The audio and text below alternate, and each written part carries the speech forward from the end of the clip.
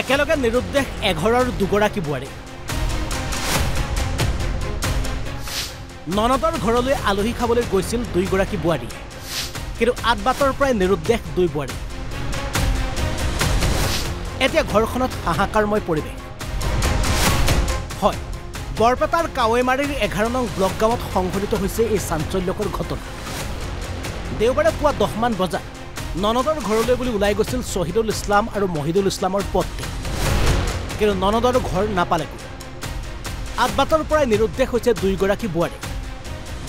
বোৱাৰীয়ে আছে একোটাকৈ সন্তান বহু বিচাৰ খুচাৰ কৰি বিচাৰি নোপোৱাত এতিয়া চিন্তিত হৈ পৰিছে দুই স্বামী শহীদুল ইছলাম আৰু মহিদুল ইছলাম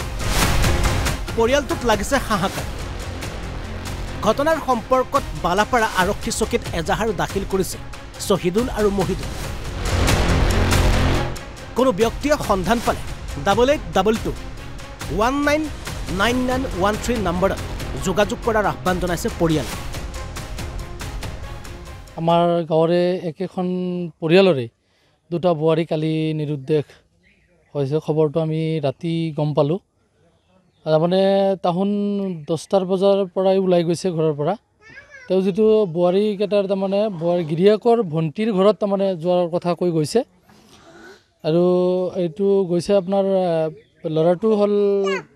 মানে আপোনাৰ মৃত দেলবৰ খানৰ ল'ৰা শহীদুল ইছলাম আৰু মহিদুল ইছলামৰ ঘৈণীয়েক পত্নী তাহোন তাৰমানে এই শহীদুল ইছলামৰ ভণ্টিৰ ঘৰত যাওঁ বুলি কথা কৈ মানে গৈছে আৰু সন্ধিয়া 7 মান বজাতহে গম পোৱা গ'ল যে মানে তাতে মানে যোগাযোগ কৰি চালে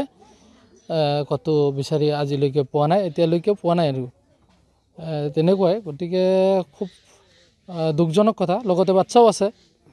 এতিয়া এটাৰ লগত এটা ল'ৰা আৰু এজনৰ লগত এজনী ছোৱালীও আছে এতিয়া আমি গাঁওবাসী হিচাপে আমি বহুত মানে দুখৰ আৰু পৰিতাপৰ বিষয় এইটোই যে এনেকুৱা কাণ্ড কৰিব নালাগে এনেকুৱা মানে কোনে বা কৰিলে কোনটো চক্ৰত পৰিলে আমাৰ মানে সন্দেহৰ মানে আৱৰ্তক হৈ আছে এতিয়া দুষ্ট চক্ৰৰ যদি পাঁচ চক্ৰত পৰি এতিয়াবা আমি দেখা পাই আছোঁ শুনা পাই আছোঁ এতিয়া কোনোবা ঠাইত বিক্ৰী যেন মানে কৰে সেনেকুৱা চক্ৰত কিবা পেলাইছে নেকি এনেকুৱা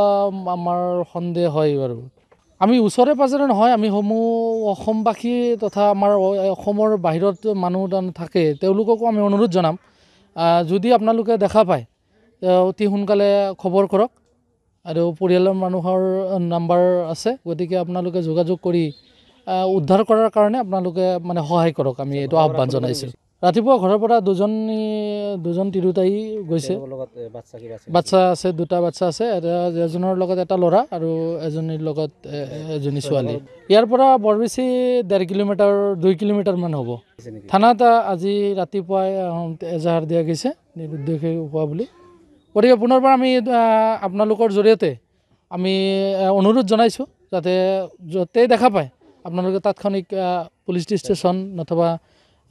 নম্বৰত যোগাযোগ কৰক যাতে পৰিয়ালৰ মানুহে ঘূৰাই পায় ভৱানীপুৰৰ পৰা ৰবিউল ইছলাম অসম লাইভ 24